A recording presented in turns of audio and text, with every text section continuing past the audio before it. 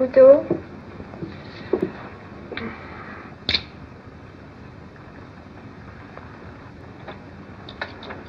Merci.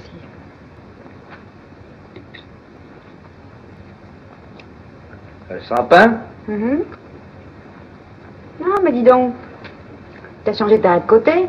Tourne un peu pour voir. C'est pas mal.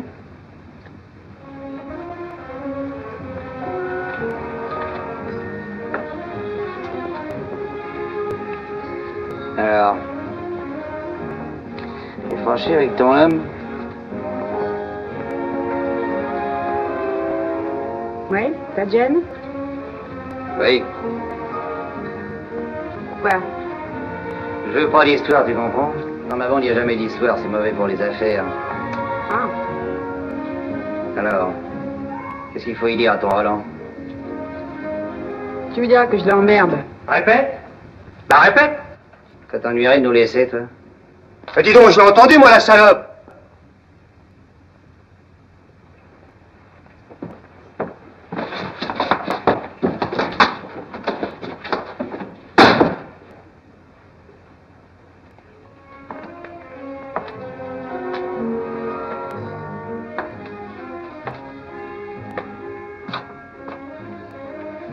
T'es dur avec le personnel. Pourquoi tu restes avec ce connard? Tu le trouves beau? Oh, il est pas mal. Alors, qu'est-ce que ça peut foutre? Hein?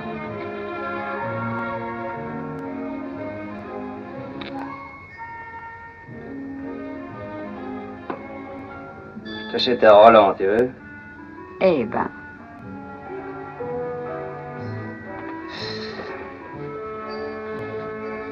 Ouais, tu peux te débiner, tu me diras ça ce soir. Ce soir. Oui? T'as qu'à y penser. Ah, tu me retrouveras à l'Ange Gabriel, on y va tous.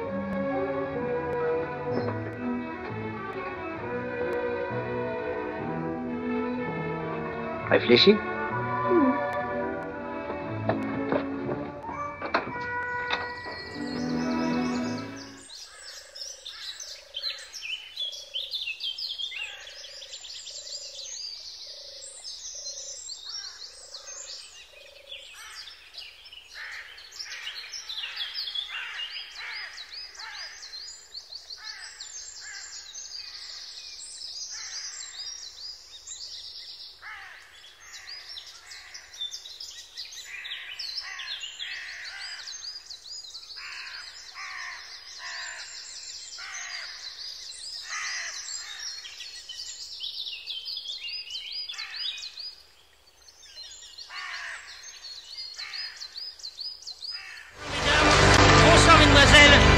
Bonsoir, messieurs. Avant de procéder devant vous à l'élection de notre 5e reine d'un jour, permettez-moi de vous dire combien nous sommes reconnaissants à tous ceux, à toutes celles qui s'intéressent déjà, qui semblent même se passionner pour ce conte de fées hebdomadaire que Catox est si heureux d'offrir à ses innombrables amis. Vous savez peut-être que la semaine dernière, c'est à Beaune que nous avons eu la joie de proclamer l'élection de notre reine d'un jour. Et nous avons bien l'intention, avec Catox, très souvent, de nous rendre aux provinces, ce qui nous permettra, madame, de venir dans la ville où vous nous écoutez peut-être en ce moment, et qui sait même de réaliser le vœu dont vous rêvez, de vous couvrir de cadeaux et de vous offrir votre journée de gloire. Mais en attendant, nous sommes une fois de plus aujourd'hui dans notre salle Gaveau au cœur de Paris. J'ai devant moi tout un public composé de jeunes femmes, de jeunes filles et de dames.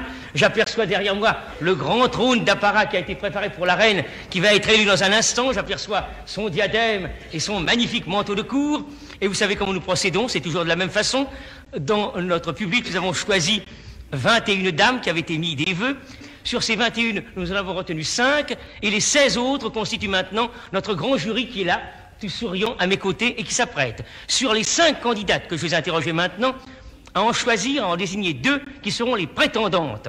Alors écoutez, nous allons immédiatement appeler la première candidate qui a été sélectionnée, la candidate numéro 1. Voulez-vous approcher, mademoiselle? Approchez.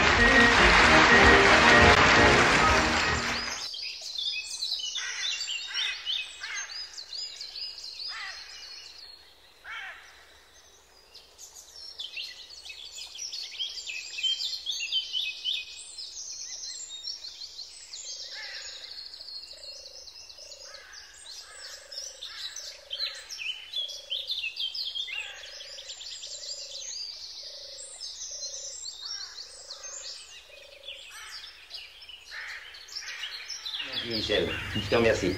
Je t'en voudrais ça. Assieds-toi, mon petit. Tu veux une cigarette? Une américaine, une anglaise? C'est le jour ou jamais. Tiens. Mon petit Michel, je voudrais te parler sérieusement. Je t'aime comme un enfant. Tu es jeune, tu es sympathique, tu es courageux. Mais si. Tu t'es battu magnifiquement. Tu connais la mort, j'en suis certain. Hélas, seulement tu ne connais rien à la vie. Ça m'est égal de ne pas connaître la vie, tu sais, je suis pas curieux. Mon petit Michel, tu as vécu auprès d'un grand-père charmant qui s'est promené de nuage en nuage, qui a donné dans tous les panneaux du sacrifice et de l'abnégation. Et je ne te parle pas de ton adorable père, ce pauvre Henri, qui croit encore au Père Noël et qui s'est précipité dans la guerre de 40 juste à temps pour se faire prisonnier. Je vois pas où tu vas en venir. Mon petit Michel, pardonne-moi d'être cynique ou réaliste, si tu préfères. Où je veux en venir, à une addition. Notre arrière-grand-père tué en 70. Ton grand-père Camille infirme des 2 jambes. Ton père et quelques menus cousins prisonniers. Et toi, à la veille de te faire casser la figure. Pas un centime en caisse et une pauvre grand-mère qui fait des ménages à X francs de l'heure. Et tout ça, je te le demande, pourquoi? Pour que M. Tonnoir continue ses petites combinaisons bien tranquillement. Et pour que M. Fatafia accumule à sa boutonnière des rubans polycolores et des insignes multiformes. Tu es trop bête, mon garçon. Oh, Olivier. Et je ne te parle pas de tous les petits copains qui prennent résolument ta place pendant que tu n'es pas là et qui dans 6 mois se foutront pas mal de ta pauvre petite figure si par hasard tu la ramènes. Alors en résumé, si je te comprends bien, il n'y a qu'à laisser les Boches occuper tout le pays et décider que personne ne fait plus la guerre. Mais mon pauvre ami, quel Dupri imbécile, voyons. Mais il y aura toujours des hommes pour faire la guerre. Aucun scrupule à ce sujet-là. C'est comme si tu me disais, il faut que je sois balayeur des rues, sinon les rues ne seront pas balayées. C'est un raisonnement puéril et stupide. On ne sait ni pourquoi ni comment, mon petit Michel, mais il y a toujours des balayeurs. De même qu'il y a toujours des gendarmes, il y a toujours des soldats. L'important, c'est de laisser les autres être balayeurs, si ça leur fait plaisir. L'important, c'est de laisser les autres être gendarmes, si ça les amuse. L'important, c'est de ne pas faire la guerre soi-même. Voilà mon principe. Je te dis tout ça crûment et sans emberlificotage parce que tu n'es pas un minable. Tu es intelligent, toi. Et ta place désormais est ici, chez moi, chez toi, dans cette belle maison de riche, où tu seras traité comme un fils. Et où tu gagneras tout de suite, en te jouant, 30, 40, 50 000 francs par mois. 50 000 francs avec lesquels tu pourras un peu aider la famille de Bueil. Et envoyer de temps en temps, si ça t'intéresse encore, un petit mandat carte à ton ami Badin, en l'assurant de ton estime et de tes encouragements. Et c'est encore lui qui te remerciera. Oh. Allô?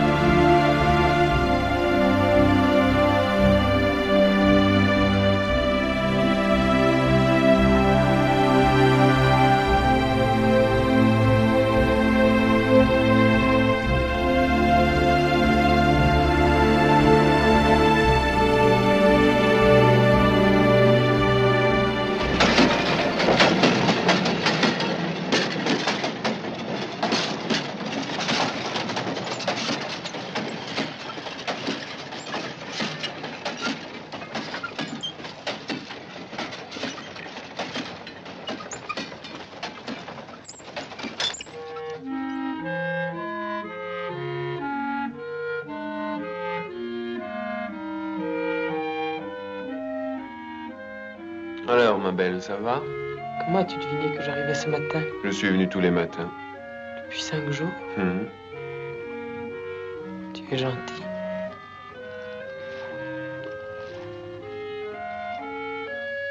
Avec son air de pas y toucher, il s'est trouvé une belle petite. Oh, à Paris, il y en a beaucoup des comme ça. Ils t'ont tous reconnu? Ils m'avaient un peu oublié en 12 ans, mais quand ils m'ont revu... Et moi, tu me reconnais? Toi, je te connais par cœur. Je n'ai pas changé de visage. Non. Non.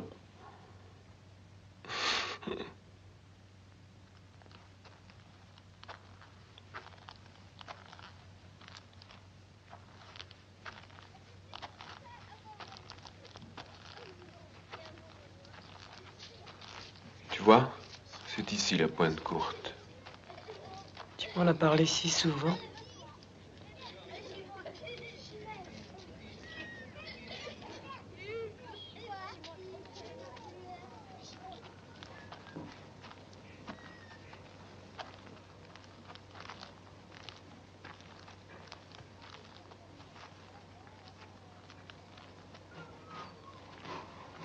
Et cette maison, j'y suis né.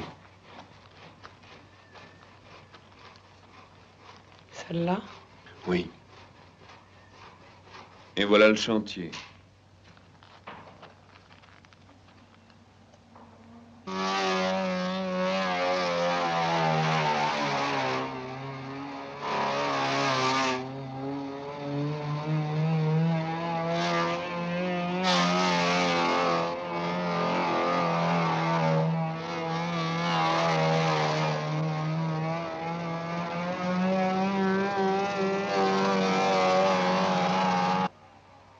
j'aime voir des choses.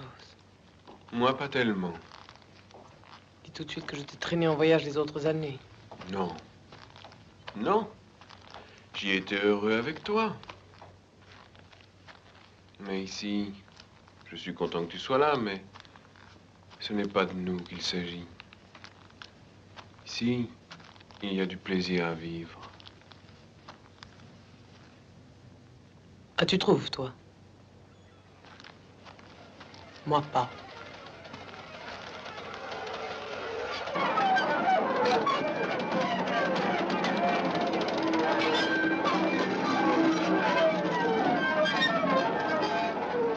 Je suis venu te dire qu'il est temps de nous séparer.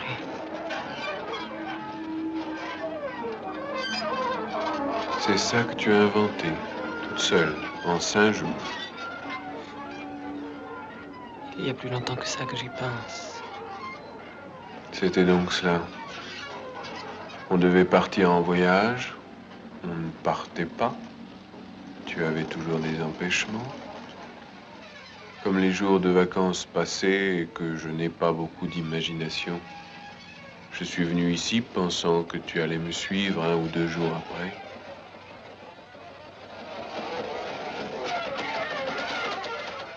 Et tu m'arrives au bout de 5 jours. Et dans quel état?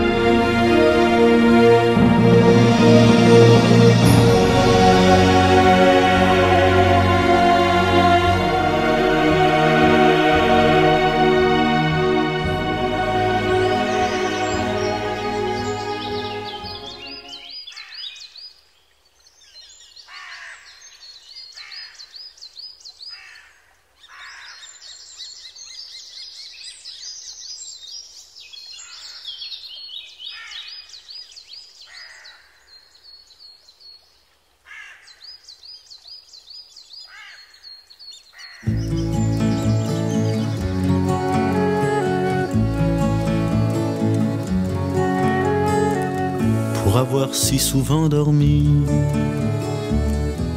avec ma solitude, je m'en suis fait presque une amie, une douce habitude Elle ne me quitte pas d'un pas, fidèle comme une ombre. Elle m'a suivi ça et là, aux quatre coins du monde. Non, je ne suis jamais seul avec ma solitude. Quand elle est au creux de mon lit, elle prend toute la place et nous passons de longues nuits,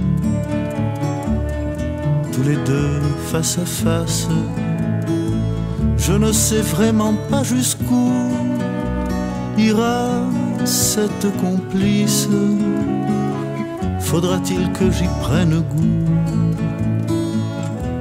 ou que je réagisse? Non, je ne suis jamais seul avec ma solitude. Par elle j'ai autant appris que j'ai versé de larmes. Si parfois je la répudie, jamais elle ne désarme. Et si je préfère l'amour d'une autre courtisane, elle sera à mon dernier jour ma dernière compagne. Non, je ne suis jamais seul avec ma solitude. Non,